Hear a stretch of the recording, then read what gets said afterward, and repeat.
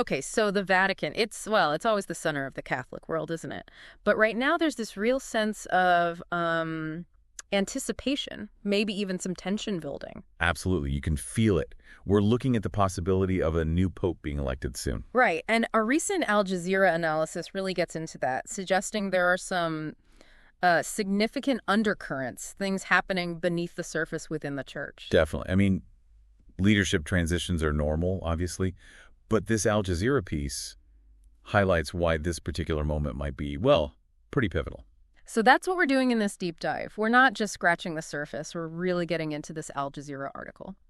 We want to unpack what's going on as the cardinals gear up for a papal conclave. Our goal is pretty straightforward.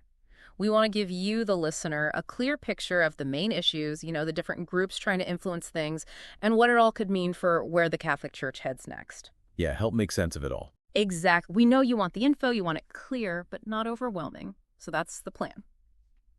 Okay, let's start big picture.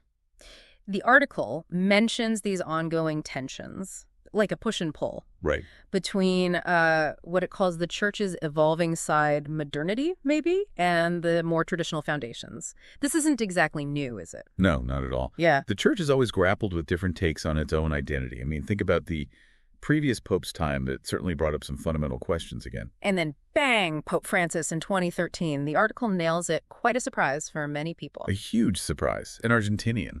Right. From the ends of the earth, as the piece puts it. That was the phrase, yeah. A real curveball. And it wasn't just where he came from. His whole approach felt different from day one. Indeed. Little things, like choosing to live in the Casa Santa Marta, not the grand papal apartments. And just his, simpler, more direct style. That signaled a shift. But the bigger deal, really, is the change in the church's focus during his papacy. You mean the emphasis on the poor, on people on the margins, and those big global problems? Exactly that. The analysis points to his support for, popular movements, grassroots stuff. Yeah. That idea of being close enough to smell the sheep. Right, hearing the voices from the periphery, the ones not usually heard. Precisely. And then you have major statements like Laudato Si's. Ah, yes, Laudato Si's. Huge focus on the environment, on the plight of migrants. Became a real hallmark of his time, engaging with these really pressing global issues. Definitely. And beyond those big themes, the article also gets into the actual reforms he pushed for. Changes to how the money's managed, trying to streamline the Vatican bureaucracy, the curia, areas that, it seems most people agree needed some work. Sure. But these changes weren't universally popular, were they? The article mentions resistance. Internal resistance. Yeah, that's a key bit. You try to change things in an institution that old, that big, you're going to get pushback. It's inevitable. Those reforms definitely stirred things up, created tensions within the system, and those tensions, they're still very much part of the picture as we look towards the next conclave. Which the article suggests could happen maybe even this year, 2024. It's possible. So we're talking about, roughly 135 cardinals, Right. all under 80 years old. They're the ones who make this massive decision. That's the group. And the article frames this upcoming election as, almost like an underlying battle. A veiled contest is how the analysis puts it, but a significant one, basically between two main currents. Okay, what are they? On one side, you have those who'd like to see a return to ideological groundings from before Francis, kind of a renewal of tradition. Okay, the traditionalists. And on the other side, those who want to keep going in the direction Francis set, continuing his reforms, continuity. Got it. Tradition versus continuity. But what makes it really fascinating, the article points out, is how unpredictable it is. Very unpredictable, even though Pope Francis himself appointed a lot of these cardinal electors. Yeah, the article says over 2/3. That's a huge majority. It is. But there's absolutely no guarantee they'll choose someone who thinks exactly like him or will follow his specific path. Why not?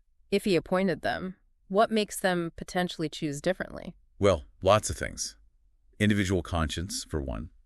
How they see the church's needs right now in a world that's changing so fast. Okay. Plus, the influence of different ideas circulating within the College of Cardinals itself. It's not monolithic. Which brings us to the key players and these ideological splits the article highlights. Right. And one group that gets a specific mention is this. American Conservative and Catholic Movement, MAGA. That's quite a label. It is specific, yeah. The analysis suggests they're actively pushing back against Francis's direction. What are their main issues? Like, what specific things are they concerned about? Often, it seems to circle around interpretations of Vatican II, Mm-hmm. the big council in the 60s.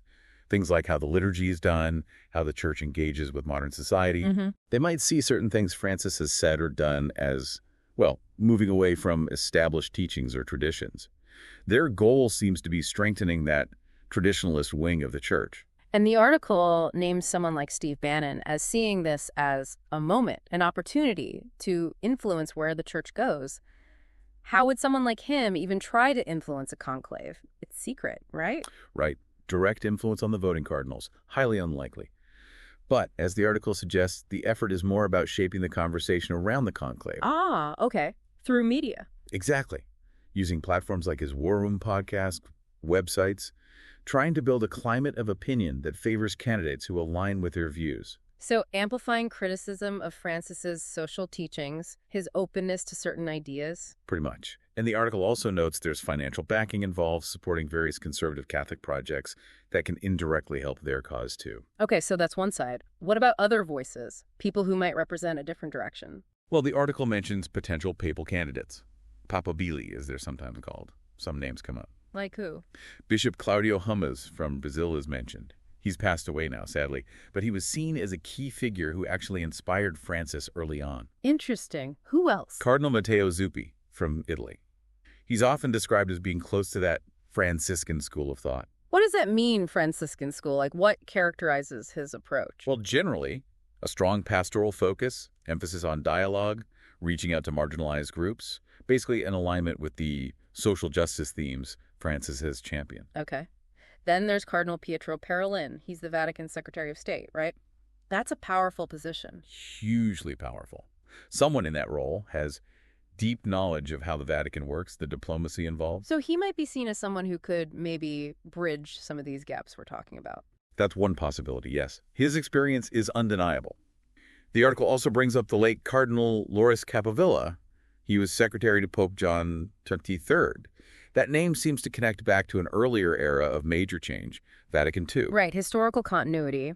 And Cardinal Peter Turkson from Ghana, what's his significance? Well, having a prominent cardinal from Africa is hugely significant in itself. It reflects how the church is growing and changing globally. A non-European perspective. Exactly. And his specific work has been focused on justice and peace issues, which also resonates with Francis's papacy. Okay. And finally, Cardinal Robert Serra from Guinea. Yes, he's generally presented in the article and elsewhere as a more conservative figure, someone who might appeal more to those looking for a return to tradition. So quite a range of potential figures representing different tendencies. A real spectrum. But the article is careful to say, look, these are just some names people are talking about. Predicting the actual outcome. Forget it. Why is it so hard to predict? What makes the conclave such a black box? Well, the secrecy, obviously. The cardinals are sworn to it. Plus, people can change their minds during the deliberations.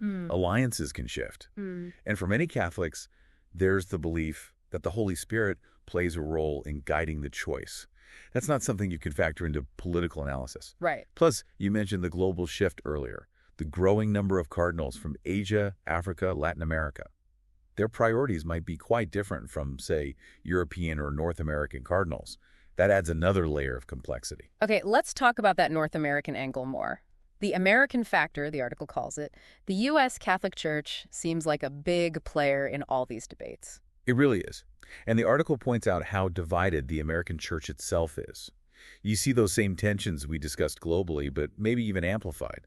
Conservative wings, more moderate or progressive elements. Like a microcosm of the whole thing. Pretty much. And it mentions an interesting point from Archbishop Timothy Dolan of New York. He apparently suggested a more conservative pope might actually be better for unifying American Catholics. How does that logic work? Seems counterintuitive, maybe. Well, the thinking might be that a more traditional leader could potentially reassure those who feel alienated by recent changes, maybe bring them back into the fold, and create a stronger sense of unity across those different American factions. It's one perspective. Okay, I can see the argument. And the article also stresses the financial and media influence of American Catholic groups globally. Yeah, that can't be understated. They have significant resources. Which brings us back to that core question, really. Will the next pope lean towards the desires of that vocal traditionalist wing, particularly in the U.S.? Or will the cardinals opt for a different path entirely, Maybe someone who reflects the church's growth in the global south. That really is the multi-billion-dollar question, isn't it? Sums up the uncertainty and the high stakes perfectly. Okay, so we've covered quite a bit. We looked at the backdrop, Pope Francis's impact, the conclave mechanics, the different factions and potential names, and the significant American dimension. It's a really complex picture. It absolutely is. But hopefully, by digging into this Al Jazeera analysis, we've given you a clearer framework for understanding the key tensions. Yeah, and what's really at stake in choosing the next leader of the Catholic Church. Exactly. It's a major moment. So maybe here's a final thought to leave you with.